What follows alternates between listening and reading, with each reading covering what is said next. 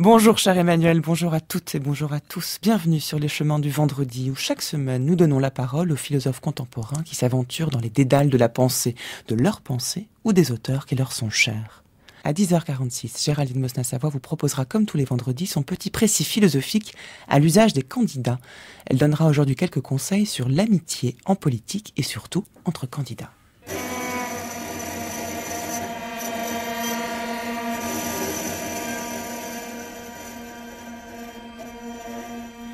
Qui est Antonio Gramsci ?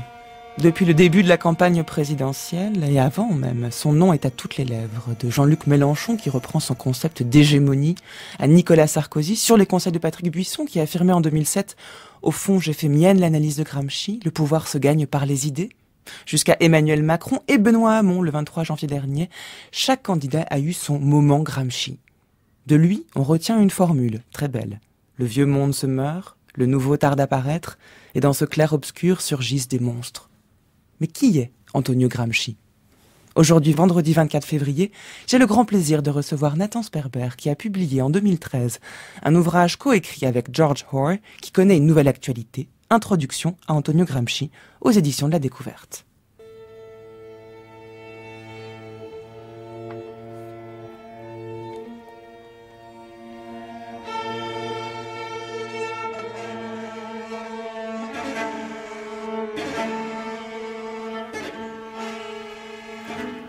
C'est dans les termes suivants que le journaliste libéral et antifasciste Piero Gobetti décrit, en 1924, son contemporain et ami Antonio Gramsci. Ses traits étaient travaillés par une volonté exacerbée et inscrits durement dans sa chair, comme sous le coup d'une nécessité inéluctable. Sa tête dominait un corps chétif et malade. Ses yeux étaient alertes et vivaces, et pourtant recouverts d'un voile d'amertume. Gramsci semblait avoir laissé à jamais derrière lui la vie rurale, afin d'oublier toutes ces traditions dévoyées et de remplacer le legs anachronique de sa Sardaigne natale par la modernité de la métropole, vers laquelle il tendait de tout son être. Enfin, l'ensemble de l'humanité et toute l'époque présente étaient suspectes à ses yeux. Il exigeait que justice fût rendue dans le futur, un futur féroce et vengeur.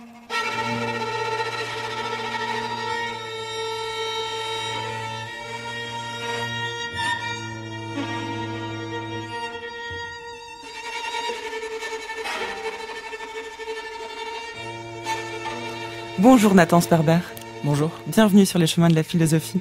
Vous avez lu les premières lignes de votre introduction à Antonio Gramsci, donc coécrit avec George Hoare aux éditions de la Découverte. Et je l'ai dit, cet ouvrage date de 2013, donc c'était bien avant la campagne présidentielle à laquelle nous assistons en ce moment en France. Bien avant donc que son nom redevienne à la mode, si on peut parler d'une mode, en tout cas, qu'il soit beaucoup plus cité que d'habitude. Comment, de votre côté, en êtes-vous venu à vous intéresser à Antonio Gramsci ? Alors la façon dont le projet de livre a commencé était sans rapport avec la place que Gramsci joue aujourd'hui dans la sphère publique. C'est-à-dire que nous, notre approche à l'origine était universitaire, et c'est vrai que pour ma part, j'étais entré en contact avec Gramsci dans le cours de mes études en Grande-Bretagne, où Gramsci est lu et étudié dans un contexte universitaire académique beaucoup plus qu'en France. Donc c'est dans ce contexte-là que j'étais entré en contact avec Gramsci, que je l'avais étudié. Et face à l'ignorance assez générale de Gramsci dans le monde universitaire français et de façon plus générale en France à cette époque-là, face à ça, je pense qu'il y avait un besoin en quelque sorte pour un texte introductif. Il n'y en avait pas eu en France depuis des décennies.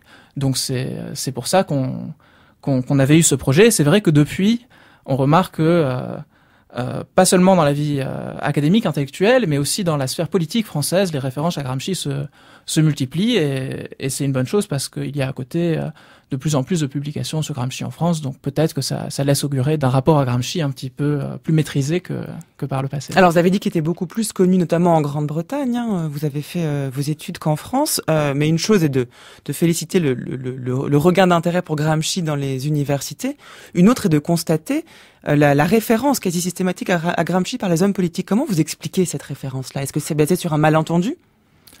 Alors je crois, oui, il y a une bonne part de malentendu, et puis il y a tout simplement un effet de mode. Gramsci est l'auteur de nombreuses formules mémorables, et il est associé aujourd'hui à l'idée de front culturel, de lutte pour la domination, pour l'influence dans la sphère des idées, dans la sphère de la culture. Et quand des personnalités politiques françaises, que ce soit à droite ou à gauche, déclarent leur intention de mettre au premier plan la lutte idéologique, disons, la lutte contre les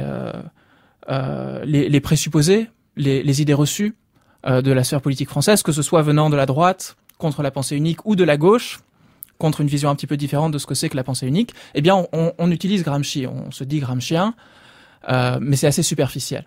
Parce que derrière, Gramsci, la pensée de Gramsci évolue, naît dans un contexte très particulier. Gramsci est un marxiste, un communiste, un révolutionnaire. Et s'il s'agit seulement d'en extraire l'idée que la culture ça compte en politique, c'est un peu court. Surtout que d'autres personnes auraient pu affirmer exactement la même chose. Voilà. Gramsci naît en 1891, il meurt en 1937. Il est d'abord associé, on le connaît par ses cahiers de prison, puisqu'il a été enfermé, condamné à 20 années d'emprisonnement. Mussolini disait qu'il fallait éloigner ce cerveau au maximum pendant au moins 20 ans de la société, tellement il le jugeait dangereux. Et donc c'est dans ces cahiers de prison qu'on trouve beaucoup de formules, soit que l'on cite de lui, mais même des textes qui sont très importants, qui ont une valeur théorique. Il faut commencer peut-être par là.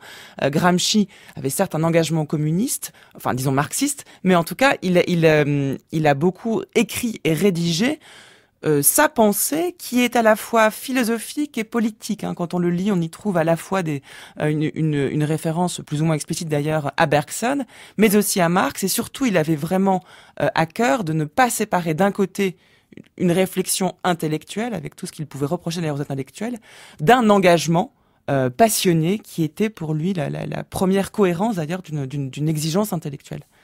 Alors oui, exactement. Et c'est vrai que l'œuvre, enfin c'est difficile de parler d'œuvre, mais en tout cas cette somme magistrale, cet ensemble foisonnant que sont les cahiers de prison, nous sont arrivés aujourd'hui par l'intermédiaire d'un accident et d'une tragédie dans la vie de Gramsci, à savoir son emprisonnement dans des conditions effroyables par le régime fasciste. Et d'ailleurs, il n'y survivra pas, privé de soins en prison. Il mourra 10 jours après avoir été libéré en 1937.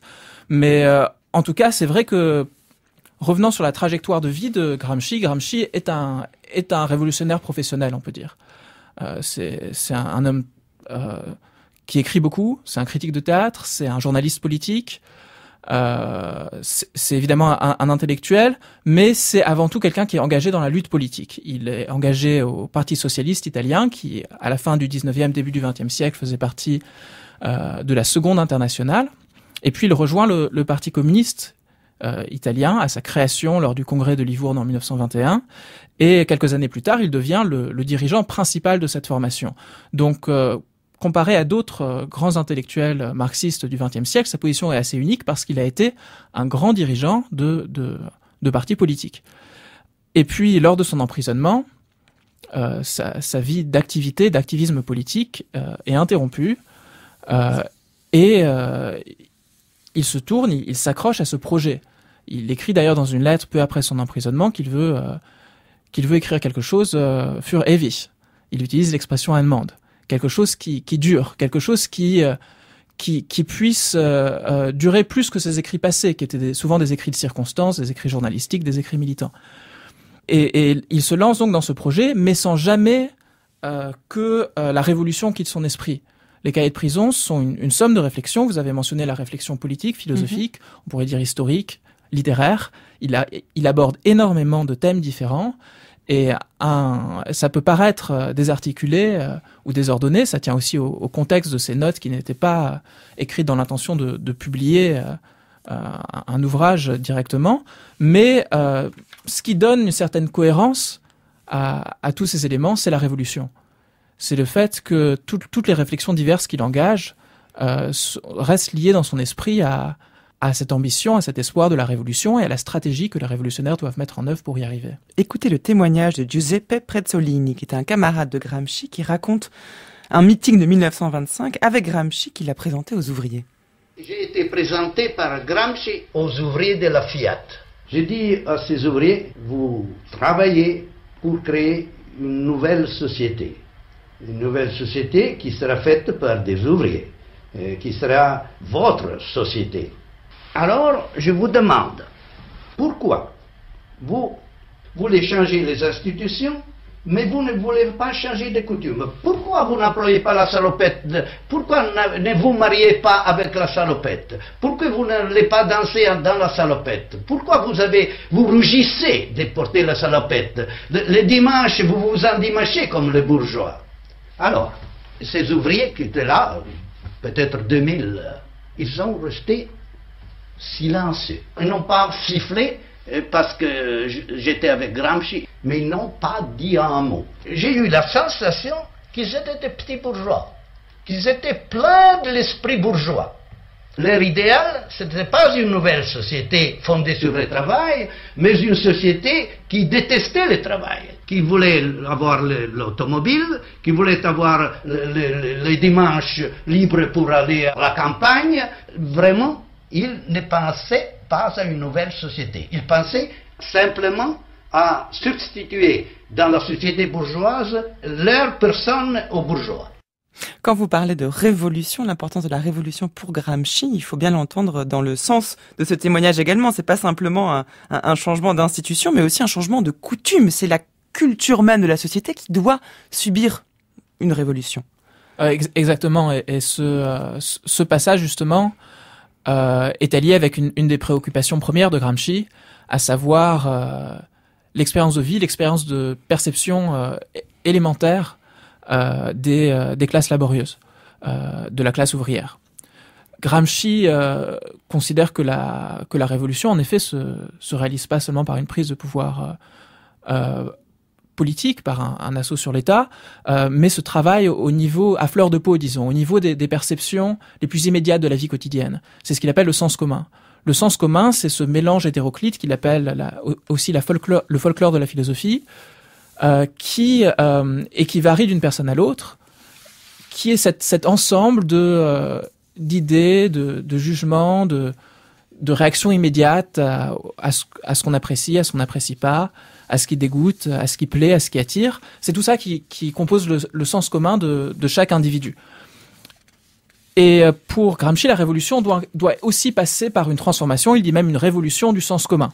Alors ce passage-là met au jour ce que cette personne appelle les tendances petites bourgeoises des ouvriers italiens des années 20. Alors Gramsci est un petit peu plus nuancé, c'est-à-dire qu'il voit le sens commun comme essentiellement multiple et ambivalent. D'une part, le sens commun est fondé sur des vieux préjugés qui se trouvent partout. Il ne s'agit pas d'idéaliser ou de transformer la classe ouvrière en héros marxiste tout fait. Et en même temps, le sens commun pour Gramsci est malléable et peut se saisir lui-même de la révolution, de la pensée révolutionnaire, de la pensée marxiste tout particulièrement. Et donc le sens commun se travaille. Il se travaille pas au sens par la propagande, il se travaille par une interaction entre les révolutionnaires, les intellectuels révolutionnaires et les ouvriers et la masse des ouvriers. Et cette interaction façonne les deux côtés de la relation. Gramsci parle même de philologie vivante. Il distingue vraiment l'intellectuel de l'ouvrier en disant que l'intellectuel c'est celui qui sait et l'ouvrier c'est celui qui sent. Gramsci dit d'une part que tout homme est philosophe. Et qu'est-ce qu'il veut dire par là? Il veut dire que tout être humain est amené dans son rapport au monde, dans ses pratiques quotidiennes, à développer un rapport, une conception, tout un complexe de perception sur sa réalité qui peut devenir une conception du monde normative. Et donc, à son échelle, chaque individu contribue à une conception qui est aussi philosophique. Mais, comme vous l'avez très bien noté, il considère que les intellectuels, et notamment les intellectuels comme intellectuels organiques, comme persuadeurs permanents de la révolution, il les décrit aussi ainsi, ont comme mission d'avoir un rapport plus systématique à la pensée, et également il leur incombe de connaître l'histoire de la pensée. C'est-à-dire de connaître l'histoire de l'évolution philosophique et de savoir où le marxisme, où la révolution se place dans cette histoire longue de la culture et de la vie intellectuelle. Et c'est là qu'on peut comprendre ce rapport entre sentir et penser de façon plus abstraite ou formelle. C'est vrai que les intellectuels du parti, les intellectuels organiques, les persuadeurs permanents de la révolution ont une fonction d'éducateur vis-à-vis des masses. Et en même temps, et d'ailleurs Gramsci le répète souvent, l'éducateur a besoin d'être éduqué lui-même. Formule reprise au jeune Marx. Et pour connaître le sens commun des masses prolétaires, eh bien, il faut non seulement connaître, mais il faut sentir. Mais réciproquement, les masses populaires, elles aussi, doivent connaître. Et connaîtront de plus en plus dans un processus d'émulation de ce qu'il appelle cette philologie vivante réciproque entre intellectuels et population. Il y a beaucoup de choses dans ce que vous avez dit qui sont emblématiques de la pensée de Gramsci, l'importance de la culture à entendre comme un ensemble de valeurs qui façonnent non seulement une société mais aussi un individu, mais surtout dans un temps historique, il y a la prise en compte de cette histoire qui est très importante pour sa philosophie, mais aussi pour la politique. Mais une histoire qui, contrairement peut-être à Marx, et c'est là où peut-être il faut distinguer une conception proprement marxienne de celle de Gramsci, il y a une place pour l'action, pour la volonté, pour pour une entreprise qui n'est pas simplement le fait inéluctable de la rencontre, d'un rapport de force dans une société de classe, mais qui serait le résultat de l'action, d'une volonté de changer quelque chose, de faire la révolution, pour le dire en d'autres termes, qui pour le coup ne se trouve pas chez Marx et semble être le propre du marxisme selon Gramsci. Nathan Sperber. Alors oui, c'est vrai. Et encore, il faut se demander de quel Marx parle-t-on. C'est-à-dire qu'il y a plusieurs Marx. Il y a le Marx que Gramsci critique. Il y a le Marx qui est repris par la Seconde Internationale et dont les idées sont transformées en une espèce de déterminisme qui semble suggérer que l'évolution objective des forces de production entraînera inéluctablement cette transformation des rapports de force et donc par suite la révolution. Et puis, en fait, il y a un Marx qui est moins univoque. Il y a un Marx qui a des éléments de volontarisme tout à fait affirmés, et c'est en particulier le jeune Marx.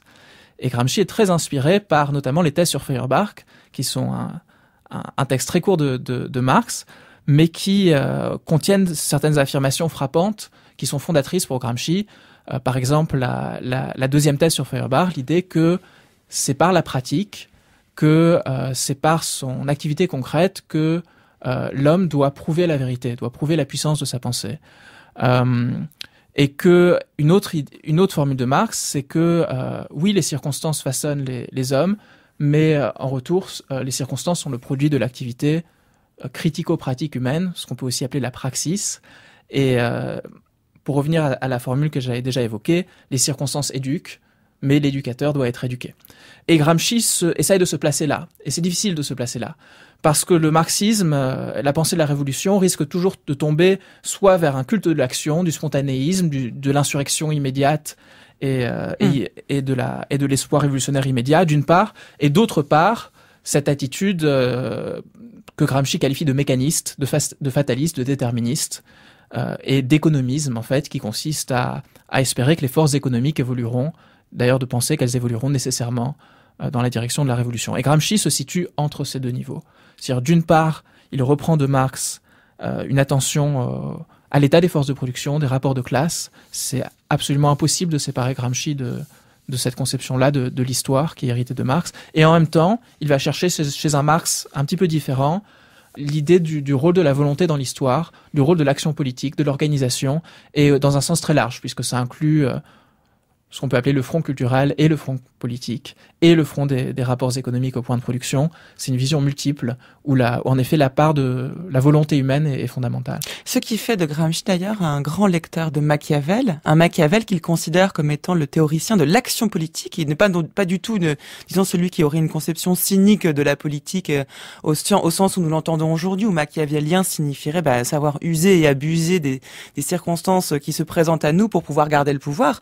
Pour lui, Machiavel est celui qui justement sait user de la volonté à bon escient pour proposer une politique digne de ce nom. Oui, exactement. Et Gramsci va voir dans Machiavel un des penseurs principaux de ce qu'il appelle la politique comme art et comme science autonome. Pas totalement autonome, puisque derrière il y a évidemment la structure de la société, les rapports de production, la vie économique, les forces économiques, mais ayant un certain domaine d'autonomie relative et qui doit se connaître, s'étudier, se travailler, cet art de la politique.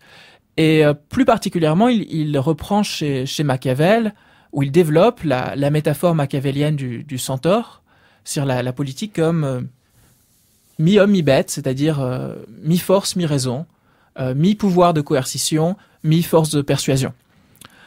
Et Gramsci, justement, et peut-être qu'on va y venir, développe cette dialectique ou cette association nécessaire entre le pouvoir comme force, comme coercition, et le pouvoir comme consentement. Et c'est vrai que là, il reprend des catégories machiavéliennes tout en essayant de les adapter au contexte de la Révolution au XXe siècle.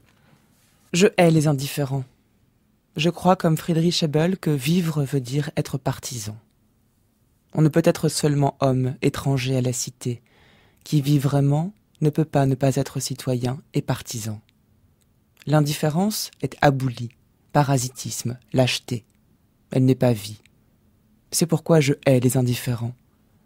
L'indifférence est le poids mort de l'histoire, c'est le boulet que doit traîner le novateur, c'est la matière inerte en laquelle il n'est pas rare que se noient les plus beaux enthousiasmes, c'est le marais qui entoure la vieille ville et qui la défend mieux que les remparts les plus épais, mieux que les poitrines de ses guerriers, en engloutissant les assaillants dans ses sables mouvants, en les décimant et en les décourageant et en les faisant parfois renoncer à leur entreprise héroïque.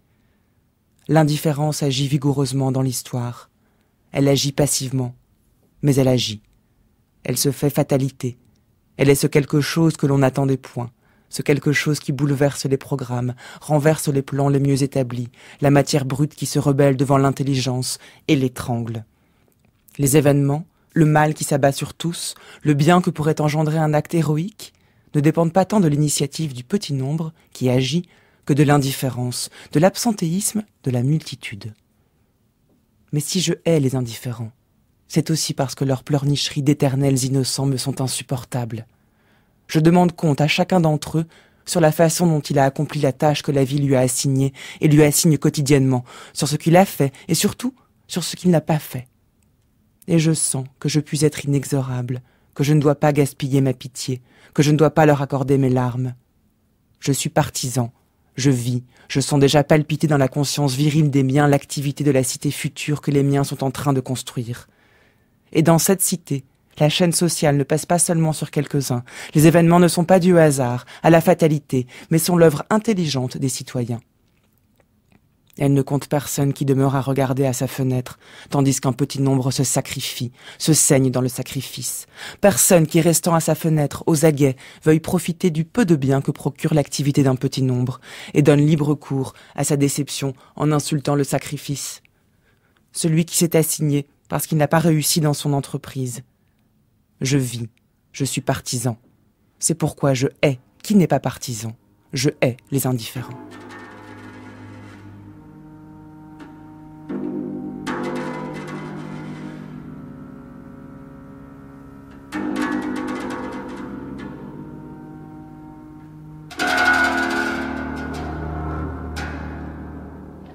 Écoute donc, Calogero. Explique-nous ça, toi qui es un ami. Il paraît qu'à ce plébiscite, il n'y a que les messieurs qui pourront voter. Les listes électorales, c'est pas moi qui les ai faites. C'est la loi. C'est la démocratie qui est comme ça. Celui qui possède rien ne peut pas voter. Et qu'est-ce que je vous disais? Puisqu'il a rien, il n'a rien à dire. C'est comme ça partout. Alors, donc, Calogero, si cet âne était à moi, je pourrais voter. Si j'ai bien compris, hein? Oui, monsieur. Mais il est à ton patron, à Pasquale et Trippi. C'est pourquoi c'est Trippi qui vote. La loi est faite comme ça. Alors, en quelque sorte, si on réfléchit bien, c'est l'âne qui vote.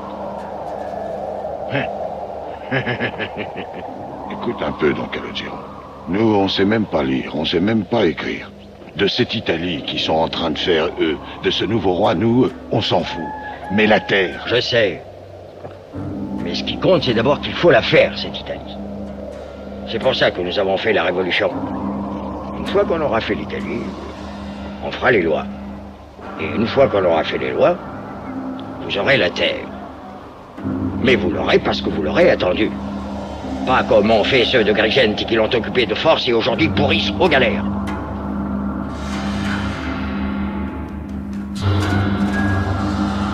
Vous écoutez France Culture, les chemins de la philosophie. Bienvenue sur les chemins du vendredi où nous parlons aujourd'hui d'Antonio Gramsci en compagnie de Nathan Sperber qui a publié une introduction à Antonio Gramsci aux éditions La Découverte, le co-auteur de cette introduction avec George Hoare. Et alors pour comprendre ce texte que j'ai lu, ce très beau texte, Je hais les indifférents, qui date de février 1917, et donc un texte plutôt de jeunesse, mais dans lequel on trouve tous les points qu'il développera ensuite.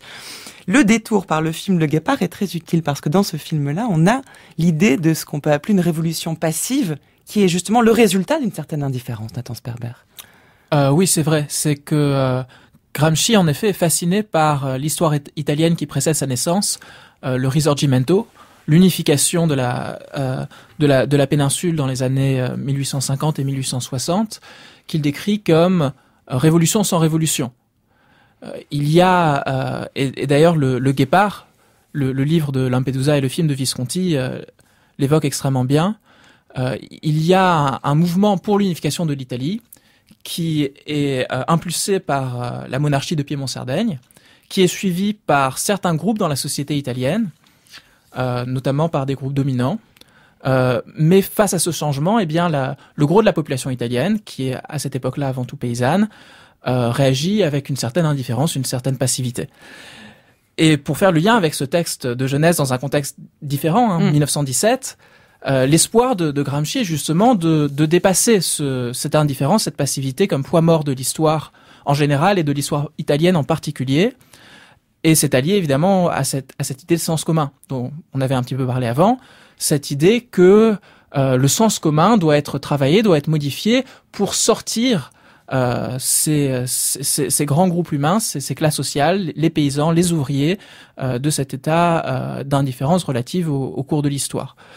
D'où ce projet de mobilisation gramscien qu'il va essayer de mettre en œuvre dans sa propre vie politique.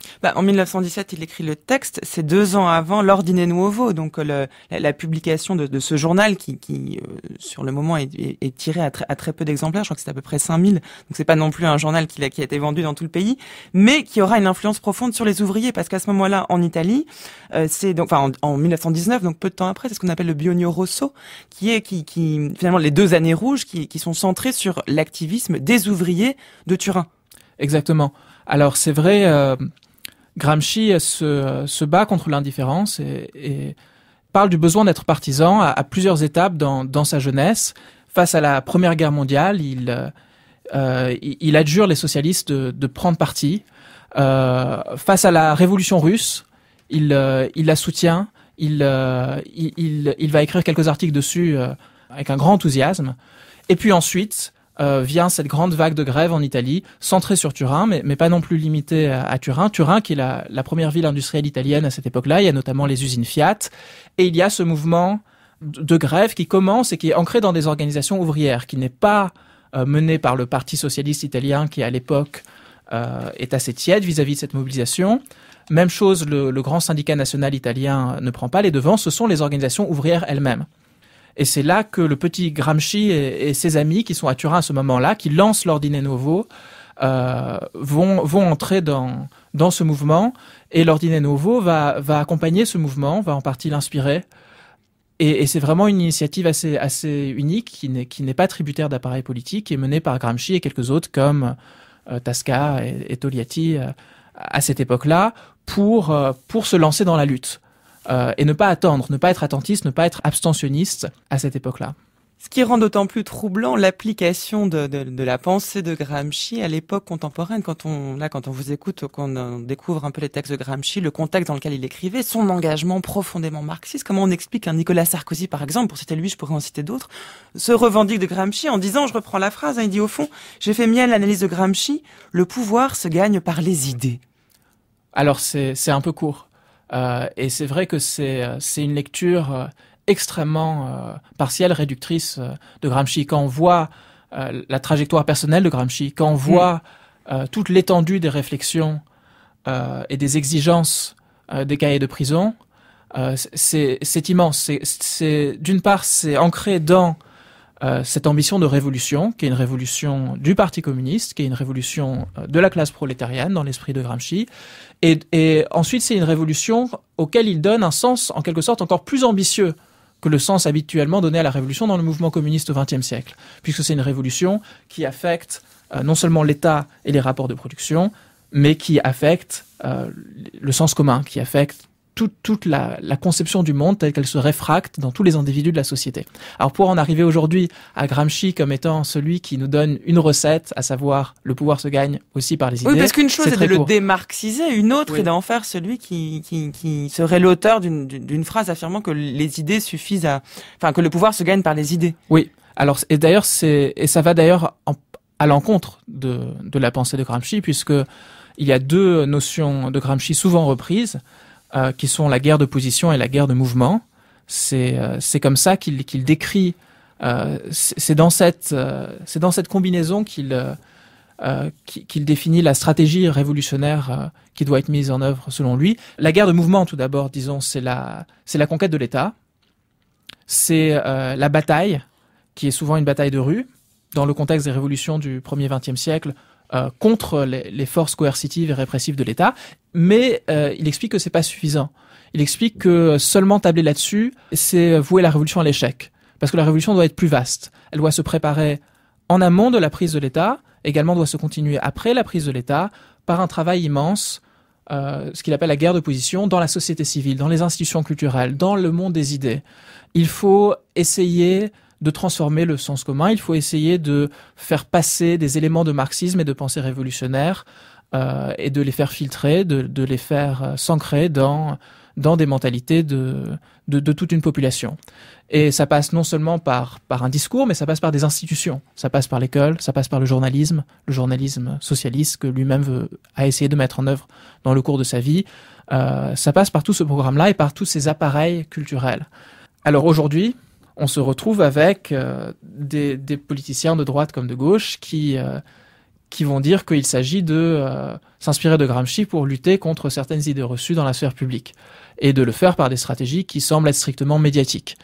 Il n'y a pas de contact ou pas de rapport particulier et direct avec les populations qu'il s'agit de convaincre, contrairement à ce que Gramsci avait essayé de faire dans sa vie.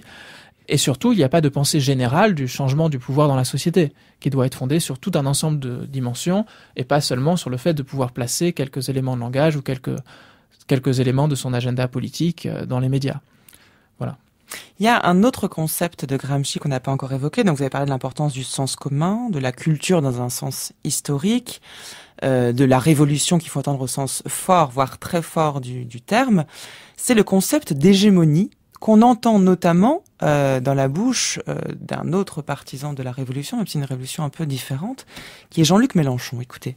Là où les sociétés vont construire des hégémonies culturelles qui nous sont contraires, comme c'est le cas depuis 20 ans, hégémonie de l'idée de la compétitivité, cette sottise absolue qui s'appelle l'égalité des chances, qui n'est réalisée de manière complète et concrète que dans le loto, mais dans aucune activité humaine raisonnable. Bon, et toutes ces choses, nous allons essayer de les faire voler en éclats. Et pour ça, nous devons aller à l'endroit où la vitrine est la plus fragile, pour jeter notre pierre à cet endroit-là et créer un conflit dont l'onde de choc oblige tout le monde à réfléchir.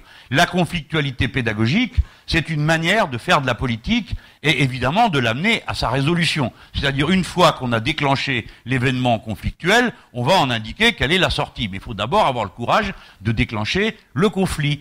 Le petit bourgeois, lui, ne rêve que de la situation où on lui reconnaît spontanément le pouvoir, et lui d'ailleurs il fait que répéter ce que les autres lui ont dit, ce sont des choses que vous connaissez aujourd'hui. La centralité du conflit est le résultat de la vision qu'on a de société nécessairement animée par la contradiction, et la contradiction résulte d'aucune mauvaise intention, elle résulte juste du fait que nous sommes nombreux, et que plus nous sommes nombreux, plus la question du partage des richesses et de l'accès aux différentes formes du bien-être devient une source de conflit, dès lors que les uns accumulent sur le dos des autres.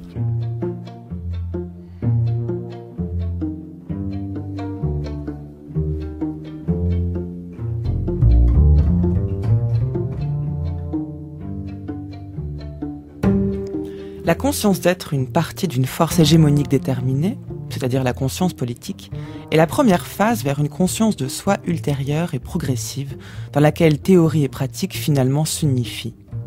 Même l'unité de la théorie et de la pratique n'est par conséquent pas une donnée de fait mécanique, mais un devenir historique qui a sa phase élémentaire et primitive dans le sentiment de différence, de distance prise, d'indépendance. Sentiment à peine instinctif et qui progresse jusqu'à la possession réelle et complète d'une conception du monde cohérente et unitaire.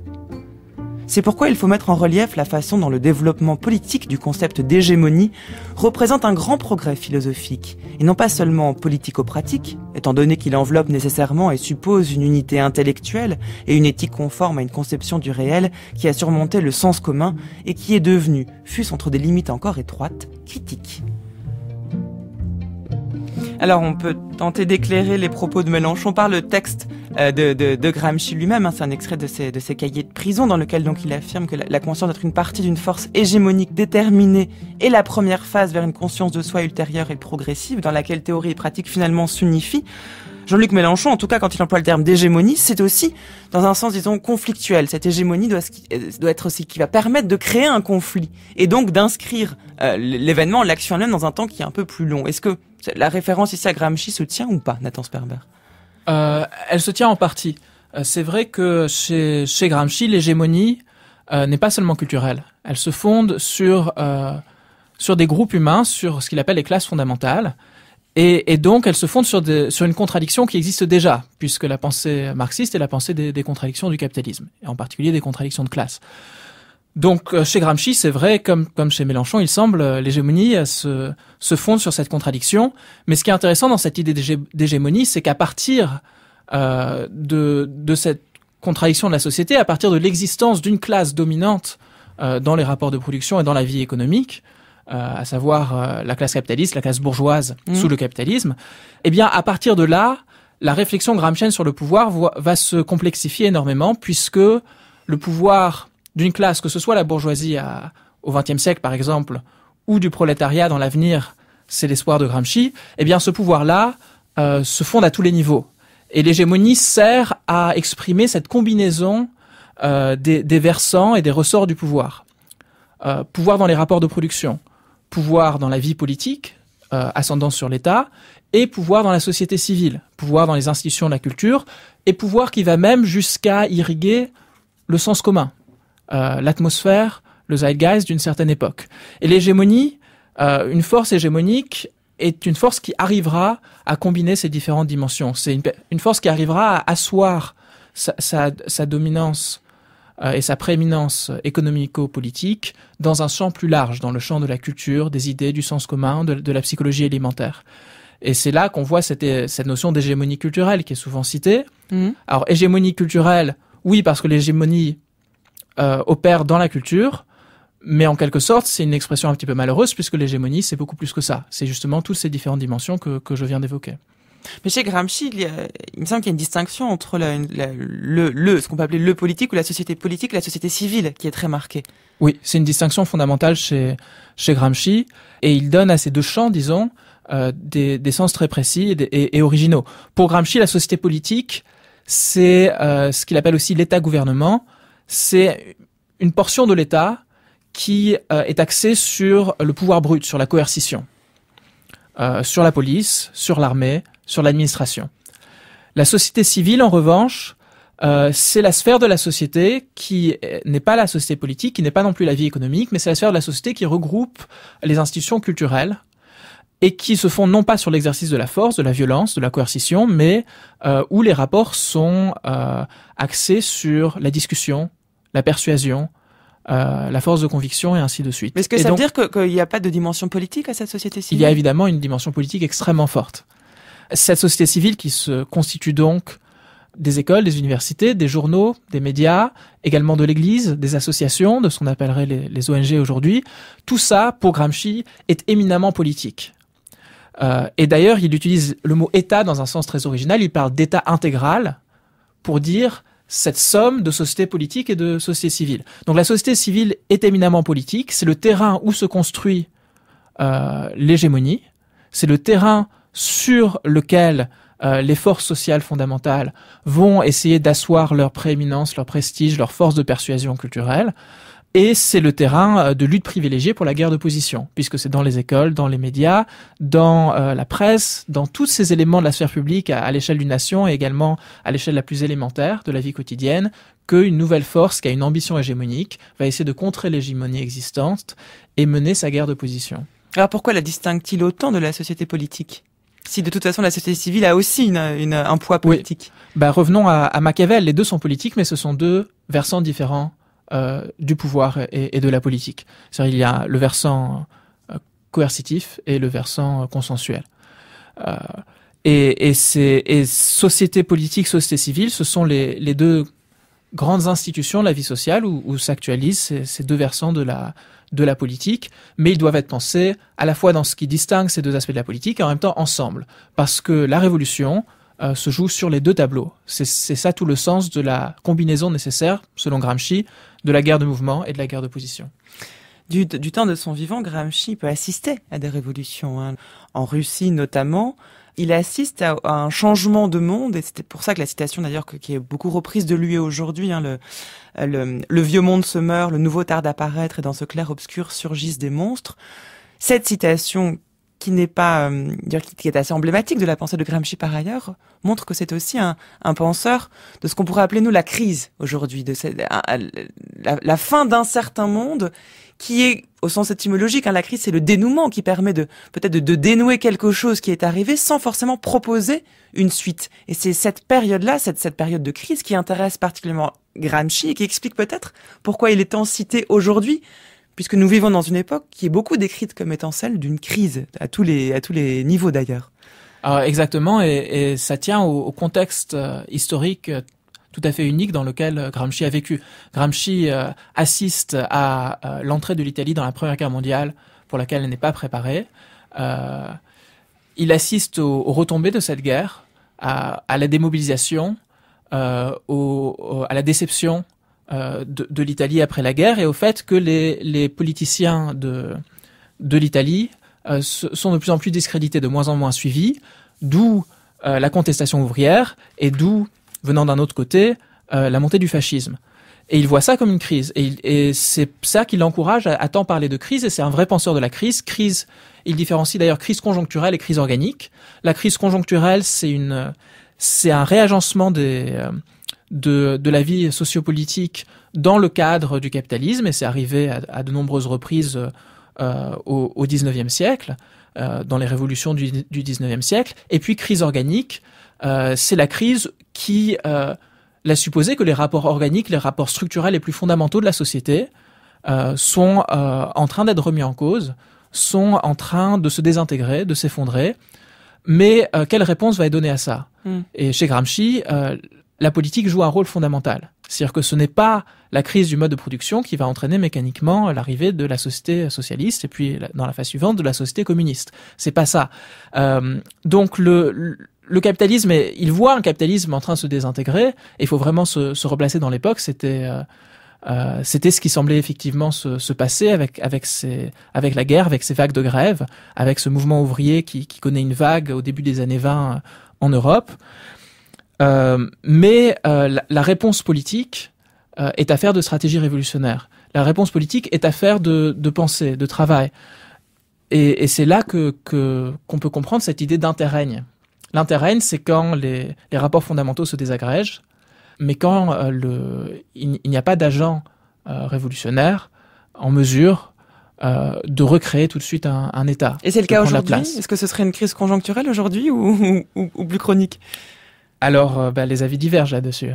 On peut voir ce qui se passe aujourd'hui comme crise organique, on peut y sentir les signes d'une déstabilisation profonde du capitalisme, ou à l'inverse, on peut y voir peut-être une crise, pas tant du capitalisme en tant que tel, mais d'une certaine phase du capitalisme, disons de la phase néolibérale de développement qui a connu l'Occident depuis quelques décennies. Et là, ce serait un processus de crise conjoncturelle, que Gramsci également nous aide à penser. Merci beaucoup Nathan Sperber d'être venu nous parler de Gramsci aujourd'hui. Je renvoie les auditeurs à l'introduction à Antonio Gramsci que vous proposez avec George Hoare aux éditions La Découverte. Partout ça ne va pas, la crise par-ci, la crise par-là, on se plaint jour et nuit, on se lamente, on s'ennuie. La crise est la cause de tout, même Crésus est sans le sou. Il gagne du 100%, mais se fait du mauvais sang. Il existe un moyen pour le temps d'être toujours content, c'est de croire que tout est mieux, tout délicieux, tout merveilleux, et de chanter à Dieu. La crise est finie, la crise est finie, nous vivons dans l'âge d'or. La crise est finie, la crise est finie, oh, crions-le bien fort. On voit les jeunes et les vieux jusqu'au pépé chanter joyeux, tralalalala, et répéter en chœur, la crise est finie, la crise est finie, nous nageons dans le bonheur.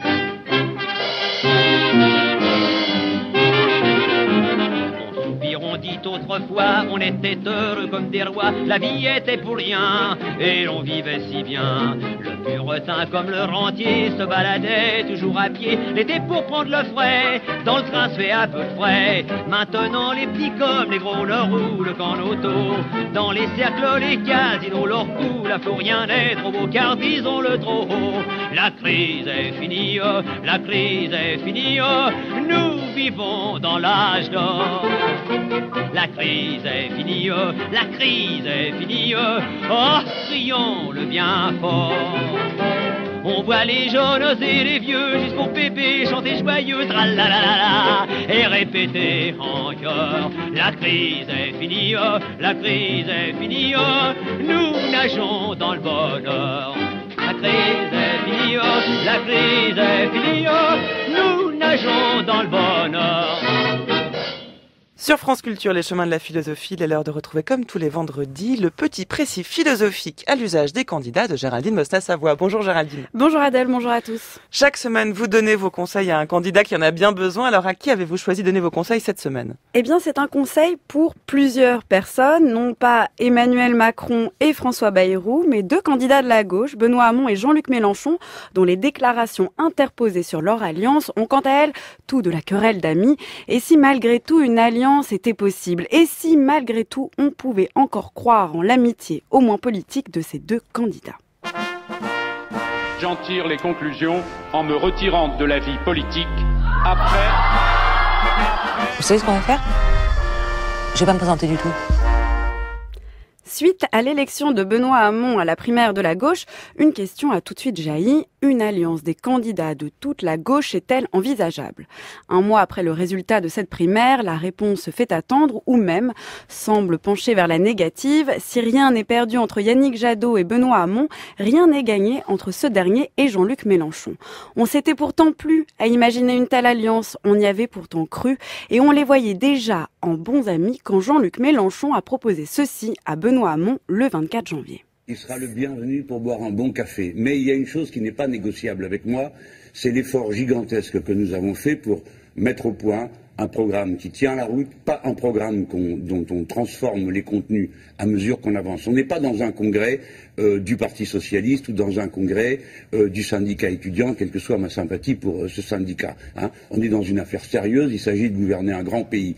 Un bon café donc, mais aussi une bonne conversation bien sérieuse, car l'affaire est grave. Alors certes, on ne partage pas un café entre candidats, comme on en boit un avec ses amis, mais pourquoi pas d'ailleurs ? Pourquoi l'alliance en politique s'entendrait-elle d'abord comme un terme stratégique, militaire ou guerrier, ou pire, comme une relation de copinage et de faveur, et jamais comme une relation amicale, égale et vertueuse ? Pourquoi la politique, toute faite de relations entre hommes politiques et citoyens, mais aussi toute faite d'opinions, de goûts, d'actions et de mœurs communes, avant d'être une guerre d'ego et d'idées, ne serait-elle pas le lieu possible d'une amitié bien comprise ? Je constate que ces déclarations sont assez brutales. Je ne répondrai pas avec les mêmes mots à Jean-Luc Mélenchon. Moi, je m'adresse aux électeurs de gauche. Je ne courrai pas après Jean-Luc Mélenchon. Je ne cours après personne. Je n'oblige personne. Aujourd'hui, je suis le mieux placé pour faire gagner la gauche. Je suis le mieux placé pour rassembler la gauche. Le choix du rassemblement plutôt que celui de l'isolement. Nous nous inscrirons dans ce que doit être le destin européen et méditerranéen de la France. Et pourtant, ce n'est pas faute d'avoir déjà été dit. Aristote, dans l'Éthique à Nicomaque, rappelait bien l'importance politique de l'amitié. Même les cités, dit-il au livre 8, doivent leur cohésion à l'amitié et les législateurs s'en préoccupent plus sérieusement que de la justice. Et de conclure ainsi, la concorde est en effet quelque chose qui ressemble, selon toute apparence, à l'amitié. Entre amis, pas besoin de justice, car des gens justes éprouvent un besoin d'amitié et la justice à son plus haut degré de perfection. S'il y a donc une telle identité entre la justice et l'amitié, pourquoi ne jamais envisager cette dernière comme le meilleur argument pour bien gouverner, mais d'abord aussi pour s'allier en politique ? Pourquoi penser que le pouvoir rend forcément les candidats injustes et donc toute amitié impossible ? Et si seuls des candidats d'abord injustes, c'est-à-dire égoïstes et isolés, faisaient de la politique un lieu d'ennemis ? C'est consternant, quoi, parce qu'il fait toute une campagne, Benoît Hamon, interne sur le thème moi, je parlerai à tout le monde, j'appellerai Jean-Luc Mélenchon le lendemain. Bon, moi, j'ai attendu, je veux dire, j'ai pas voulu faire le gars qui se précipite. 3 semaines, ça va, quoi, c'est pas... Eh ben non, c'est moi qui ai dû à Strasbourg dire, écoutez, maintenant, faut arrêter la comédie.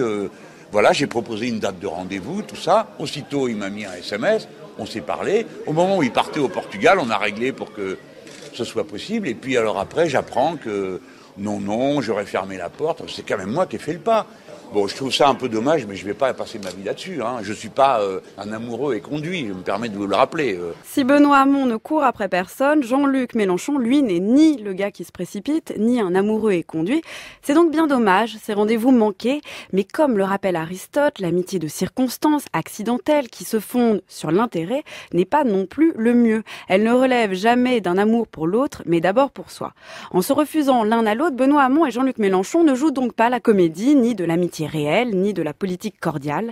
Mais si la thèse d'Aristote est bien que sans amitié, il n'y a pas de justice, du moins pas à son plus haut degré de perfection, ne font-ils pas alors de la politique la chose la plus injuste qui soit ? Alors quel conseil donnez-vous à Jean-Luc Mélenchon et Benoît Hamon, d'être amis ou au contraire de reconnaître qu'il vaut mieux pas être amis parfois? Avant ça, quand même, on s'aperçoit que l'alliance entre Benoît Hamon et Jean-Luc Mélenchon nous met au final face à cette question, comment s'allier par pure amitié, non pour soi mais pour l'autre, qu'il s'agisse d'un autre candidat ou mieux des électeurs.